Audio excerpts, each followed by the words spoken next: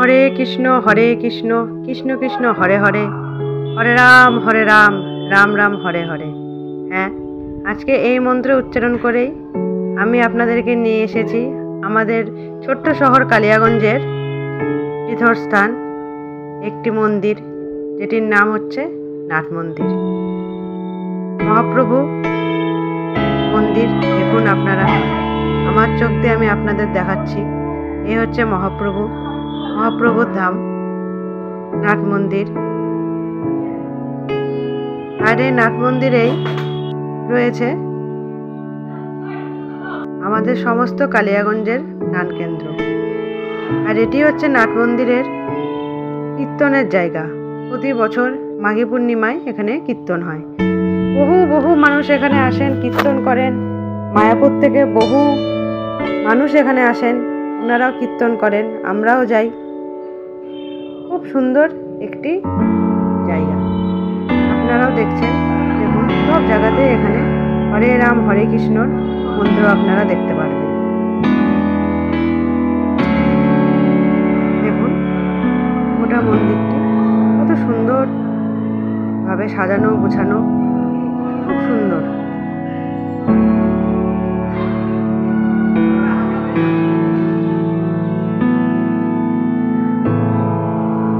এই নাট মন্দিরে আমাদের পাশে আরো ছোট ছোট অনেক মন্দির রয়েছে।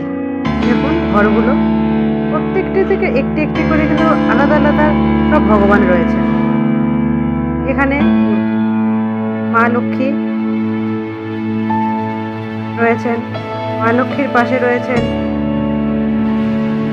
দেবাদিদেব মহাদেবের মন্দির। প্রত্যেকটি মন্দিরেই কিন্তু বছরে পুজো হয়, প্রত্যেকটি তিথিতে পুজো হয়। পূর্ণিমা তিথিতে, অমাবস্যার তিথিতে কিন্তু আমাদের এখানে মন্দিরে পুজো হয়ে থাকে। তারপর দেখুন মা শীতলা মন্দির, মহাদেবের মন্দিরের পাশে মা শীতলা মন্দির। তারপরে রাধাকৃষ্ণের মন্দির। আর এখন আপনারা দেখতে পাচ্ছেন 1টা বাজে, দুপুর 1টার সময় কিন্তু এখানে ভোগ নিবেদন করা হয়। আর এই ঘরটি হচ্ছে ঠাকুরের ভোগের ঘর। এখানে পঞ্চব্যঞ্জন সহকারে প্রতিদিন, প্রত্যেকটা দিন এখানে ভোগ হয়। আর এখানকার ভোগের অপূর্ব স্বাদ। এখন আমি চলে যাচ্ছি আপনাদেরকে নিয়ে উপরে। দেখুন এখান থেকে সমস্ত নাট মন্দিরটা আমি দেখাচ্ছি আপনাদেরকে। এই দেখুন, দেখছেন কি সুন্দর নাট মন্দির, সমস্তটা দেখানো যাচ্ছে এখান থেকে উপরে। আর আমি এখন যেখানে যাচ্ছি এটা হচ্ছে জগন্নাথ সুভদ্রা বলরাম মন্দির। এটা নতুন তৈরি হয়েছে আমাদের এখানে নাট মন্দিরের উপরে, এটা নতুন মন্দির। আর তার পাশেই রয়েছে গোপালের মন্দির। এই দেখুন ছোট্ট করে দেখাচ্ছি, একজন ভক্ত এখানে আছেন। এই যে গোপাল মন্দির। এই হচ্ছে নাট মন্দির। যতটুকু পারলাম আপনাদের দেখালাম। ভালো লাগলে অবশ্যই লাইক আর আমার চ্যানেলকে সাবস্ক্রাইব করবেন।